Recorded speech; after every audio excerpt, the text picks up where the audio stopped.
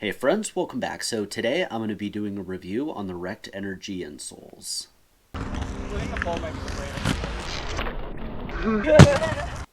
In today's review, what I'm going to do is go through some of the details on the product. I'm going to talk about the things that I like, some of the things that I didn't like or maybe didn't prefer, and then give you my final thoughts, and then also tell you who I think this is best for. I had to go later to pick up my girl and we're meeting with Spira. For a little backstory, I got the EcoVerve skates about 2 months ago for Christmas, and out of the box, I was having an issue with the stock shock absorbers. They basically were really thin, they're really soft, and they were causing me a lot of pain and stiffness in my knees. And since then, I've replaced the liner with the Mesmer TS liner, and then I've been using the Dead shock absorber and then the Footprint Heel Savior shock absorbers, and that's been going really well.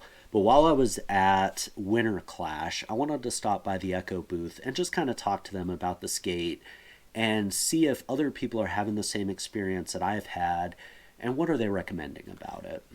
And one thing they recommended is that another division of the parent company that owns Echo, REKD, is that they make these new insoles and recommended that I give them a try. So I ended up purchasing them for about 20 euros, which equates to 20 pounds, and that's pretty comparable to what some of the US online retailers are starting to sell these for.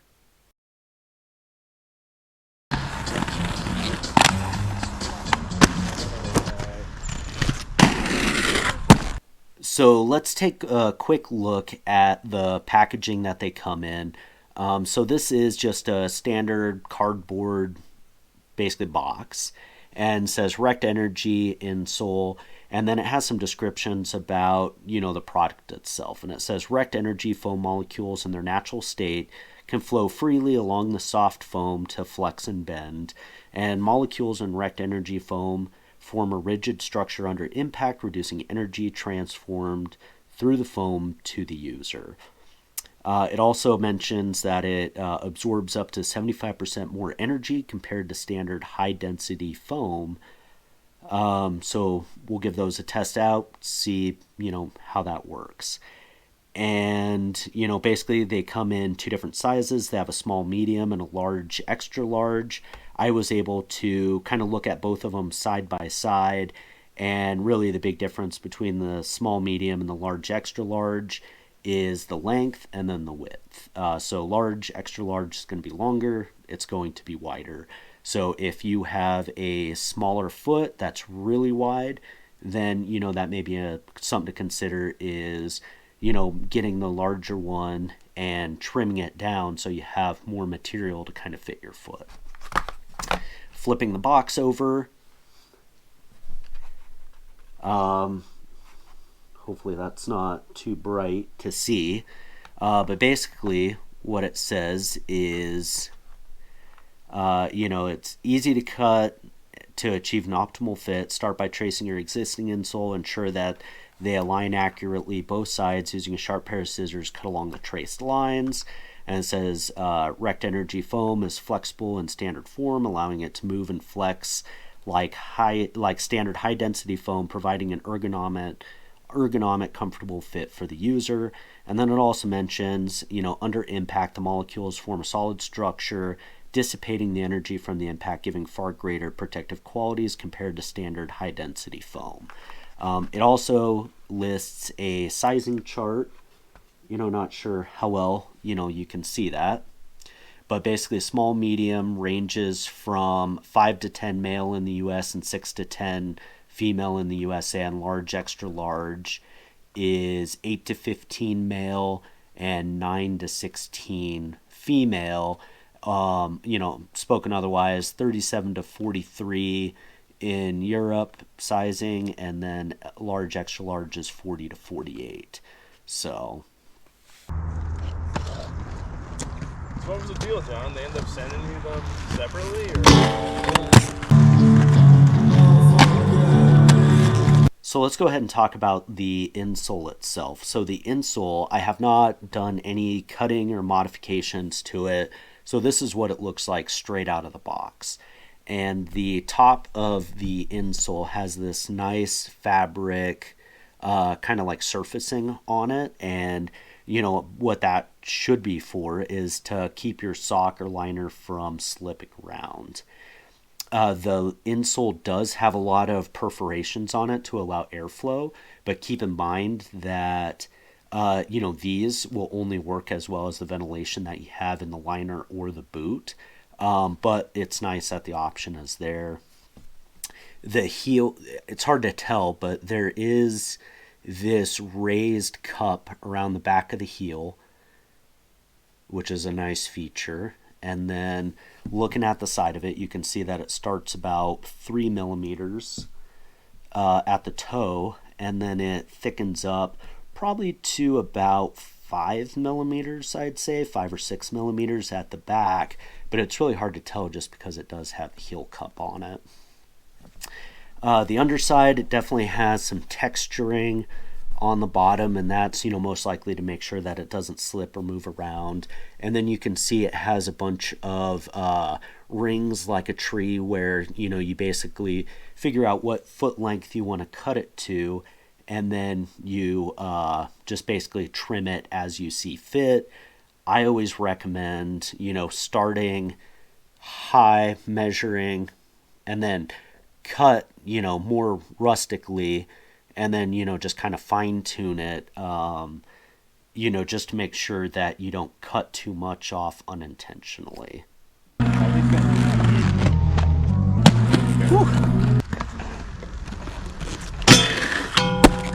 So the next thing that I want to do is just give you some kind of side-by-side comparisons to some other insole shock absorbers, so you have an idea of how firm these are and how thick they are.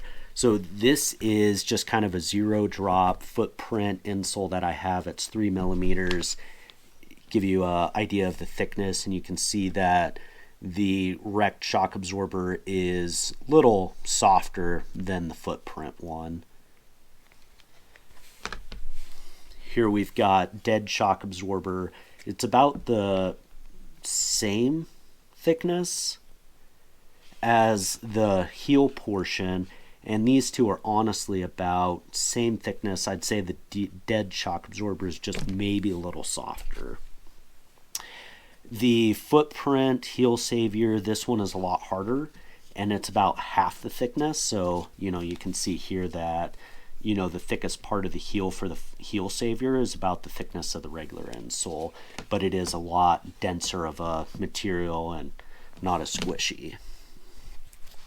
This is a MyFit shock absorber, and you can tell they're made out of different materials, but overall the thickness of the MyFit is thicker, and it's a little harder too than this one. But I found that the MyFit, some of them feel harder, some of them feel softer, depending on what the liner is. So just keep that in mind too. This is the MyFit. It's basically like silicone, and so you can kind of see that they're about similar thickness. I think the silicone's just a little thicker and a lot squishier than the REKD. And then this is the Intuition, which the Intuition one is basically the same profile as the one that comes stock on the Echo liners, but it's about the same thickness, but the Intuition one is just a little softer than the REKD.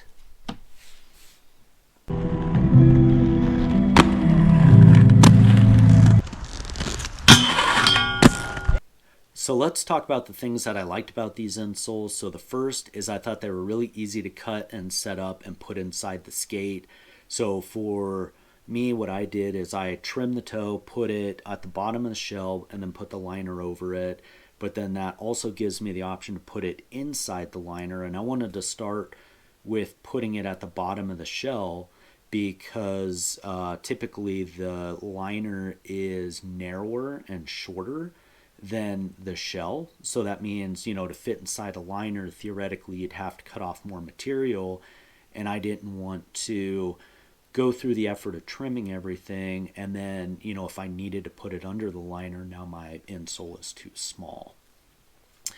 And part of the reason that you would want to put it under the shell or under the liner versus inside the liner really depends on how much volume you're trying to fill within the shell. So if you put it under the liner, you're basically going to be running two insoles because you got one inside the liner and then you've got this one at the bottom.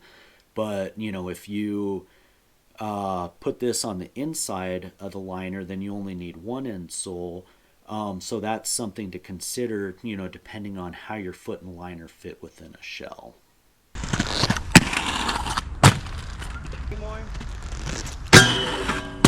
Yesterday was the first day I was able to skate in 2 weeks. So let me give you a quick rundown on what happened. So I flew out to the Netherlands for Winter Clash.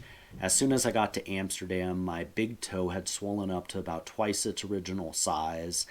And I went and saw a doctor, and what they indicated is that I got gout, which is where you get these crystals that develop within the joint to the toe. And that causes a lot of inflammation, bruising of the tissue around the toe, and then it also causes just a lot of throbbing, sharp pain. So they gave me some steroids, some antibiotics, and the steroids, had done a really good job of subsiding a lot of the pain and inflammation, but I still couldn't skate aggressive. I was able to put on, my skate a couple times and get a couple miles in here and there on some paved trails, but it wasn't a lot and it was still pretty painful. So, because I was on steroids, weakened the immune system, get back to Denver, and came down with a cold that I caught while I was there, and basically wiped me out for the entire week once I got back. So yesterday, I was able to get out for a 3.5 hour session. It was sunny, it was beautiful, met up with our whole Denver crew at a local park, and was able to just get in a good skate session. So I skated these for about 3.5 hours of just constant nonstop skating, and I did not have any knee pain. So when I skate something with a bad shock absorber, I feel it almost immediately. Like T-neck skates, I can never skate because I couldn't get over, how painful it was on my knees. Echo skates, I felt the pain within my knee within the first 15 to 20 minutes, and I had found a solution that wasn't giving me pain, but it took 2 different shock absorbers, and then I was still using the Echo insole under the liner to help dampen the vibration. And that was working really well. But then even when I skated aluminum frames on aggressive, it just caused me too much knee pain to be able to do that. So the fact that I could skate these for 3.5 hours with no knee pain speaks volumes about how good the shock absorption was in these. And one thing to note is, because of the chemical makeup of these and the type of foam that they use, it's not the type of foam that will break down over time. So if you've ever skated a Intuition shock absorber and you look at the side of it, you'll see that it's got all these little air bubbles in it. And, that type of shock absorber relies on those air bubbles to help resist compression, which gives you the shock absorption. But the thing is constant repetitive shock absorption, you basically pop all the bubbles, and once those bubbles pop, while it doesn't change the thickness of the shock absorber, what it does is it changes the shock absorber's ability to resist compression, which results in not being able to absorb the shock. So like I was saying, because this doesn't rely on those air bubbles in there, it's not going to break down and compress over time, like other foam types will, which is, why on the box it talks about the 75% more shock absorption and, all that jazz. So, and that just means that, and that's part of the reason why I'm doing a review after one session versus like 1 year down the road, is because this isn't going to change. It either works or it doesn't work. There's like no in between. And for me, it worked. One other thing to note too is, the only reason that it being soft and flexible, really, like where that comes into play, is to fit the contour of the boot of the skate, because not all boots are flat. Like even standard skates, it kind of raises up in the toe, and if you have something that's rigid, it may not fit everything. But the fact that this has some flexibility to it, like with the Echo skates, for example, is because it's a raised heel, it's going to be able to fit, whatever that heel drop or the heel raise is and the toe drop, or vice versa, depending on how it is in standard, with the toe that curls up a little. So I think that's a nice feature in there too, is that it's not rigid, it's flexible to contour to, whatever you're putting it in. And then, one other thing I noticed too is just cruising around the park and going over various surfaces, is that these do a really good job absorbing vibration.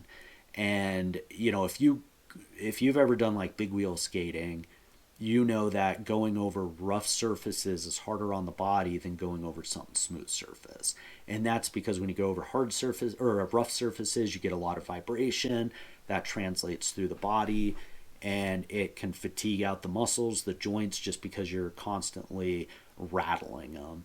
And if you have a shock absorber that absorbs and dampens that vibration, it means that you're putting less shock on the body, less shock on your joints, and you're using less energy to try and resist that, which translates to being able to conserve energy, to be able to skate longer.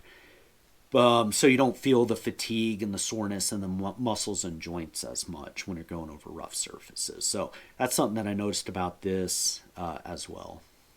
So as I was editing this video, I forgot to talk about the firmness of the insoles. So even though by hand they feel like they're somewhat squishy, I didn't feel that there was any loss of responsiveness by using these, and I didn't feel like they were too hard where they made my feet sore. So overall, it felt like it was the appropriate amount of firmness in the insole just as I was skating them. I do have to get my breath. Let's talk about the things that I disliked. Overall, I don't think that there was anything that I disliked about it. The one thing that I did know is because the bottom is very smooth, even though it does have some texture, I don't think that does a whole lot to kind of hold it in place. I found that, when I was skating yesterday towards the end of my session of my left skate, that this had started to like curl and bunch up. And it could just be the way that it was seated inside my boot. But I also noticed when I was like trying it out inside the liner with the sock, when I'd pull my foot out, it would pull the insole kind of out with it too. So that, to me, that says that even though there's some texture, it's probably not creating the most friction, but it's really minor complaint. And, really just a small nitpick. And then, this wasn't an issue for me, but I could see it being an issue for some other people, is, when choosing an insole and shock absorber, you have to be cognizant about how much room you have in your skate.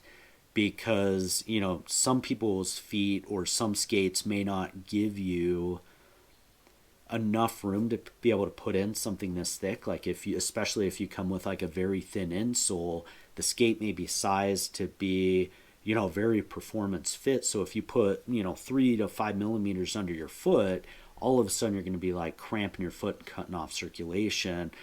So it's not so much a issue with this insole. It's something to consider if you're looking at this insole is, do you have enough room in your skate to be able to facilitate this insole? So something to consider.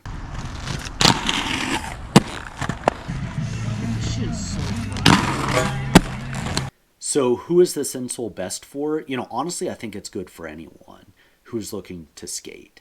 And the reason I say that is because, you want something that absorbs the shock, you want something that dampens the vibration. And it's something that I wish I would have used 20 years ago because it probably would have saved my knees quite a bit.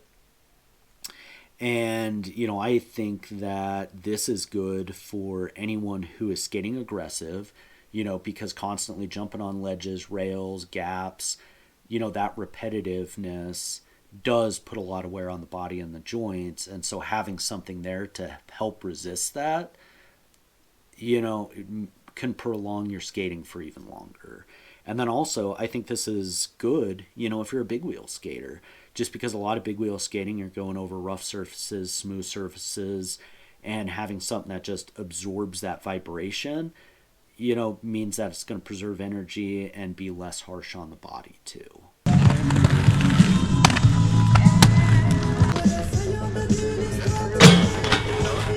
All right, so who is this insole not for?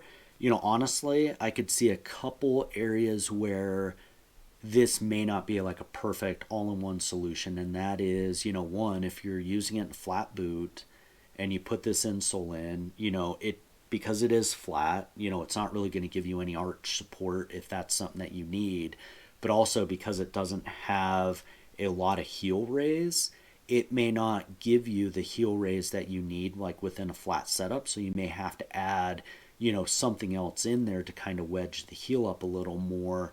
But it all depends on what you're looking to do with your skate and the setup. But something to consider with this insole is that it may or may not provide you the heel raise that you need or the arch support.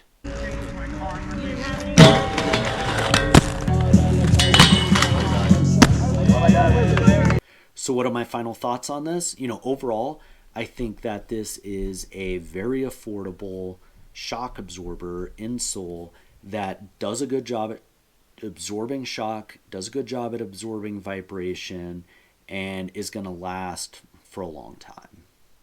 Well, I was out big wheel skating and I realized I forgot to film an outro. So, if you've got any questions, comments, feel free to drop me a line and I'll do my best to try and answer them.